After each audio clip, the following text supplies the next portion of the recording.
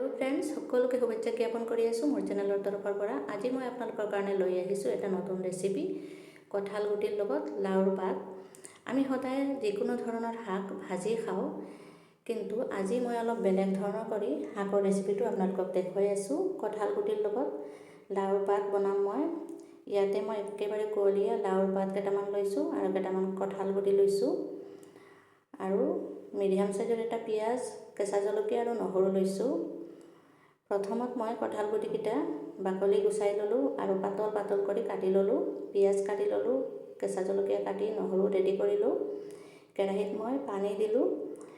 তাৰপিছতে মই পিঁয়াজ, কেঁচা জলকীয়া, চেঁচি থোৱা নহৰুকেইটা আৰু কঁঠাল গুটিকেইটা দিলোঁ আৰু অলপমান নিমখ দিলোঁ। তাৰপিছতে মই বস্তুটো ঢাকি দিলোঁ। ঢাকনি দি বস্তুটো পূৰা উতলাই অহাৰ পিছত শাকখিনি মই এড কৰি আছোঁ। শাকখিনি দি আকৌ ঢাকি দিম। অলপমান হালধি পাউডাৰ দিলোঁ আৰু একেবাৰে ভাল কৰি সিজাই লৈ আছোঁ। এতিয়া ঢাকনি গুচাই চালোঁ, মই একেবাৰে সিজি আহিছে। কঁঠাল গুটিটো চেক কৰি ল'লোঁ। অলপমান বইল কৰি পানীখিনি শুকাই ল'লোঁ। এতিয়া মই এই কেৰাহীটো খালী কৰিম। এইটোতে মই তৰকা লগাম। তৰকাৰ কাৰণে মই সৰিয়হৰ তেল দিলোঁ। তেলখিনি গৰম হোৱাৰ লগে লগে পিঁয়াজ, নহৰু আৰু এটা শুকান জলকীয়া মই 2 ভাগ কৰি দিলোঁ। ভাল কৰি ভাজি ল'লোঁ গেছৰ ফ্লেমটো ল' কৰি দি। তাৰপিছতে মই ইয়াতে শাকখিনি এড কৰি দিম।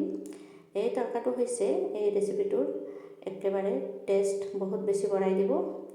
যেনেকুৱা ৰেচিপিটোত জান আহি যাব। আমি যেনেকুৱা খাৰ খাওঁ, খাৰৰ চব্জি যোনটো টেষ্ট পাওঁ, এই ৰেচিপিটোত খাৰ নিদিয়া কৰিও খাৰৰ টেষ্টটো পাই যাব। একদিন বনাই চাব আপোনালোকে, নিশ্চয় ভাল পাব। মোৰ আজিৰ ৰেচিপিটো কমপ্লিট হৈ আহিল। মই এতিয়া চাৰ্ভ কৰি আছোঁ। যদি পচন্দ হয় লাইক এটা কৰিব। মোৰ আজিৰ ৰেচিপিৰ পৰা মই এইখিনিতে বিদায় লৈ আছোঁ।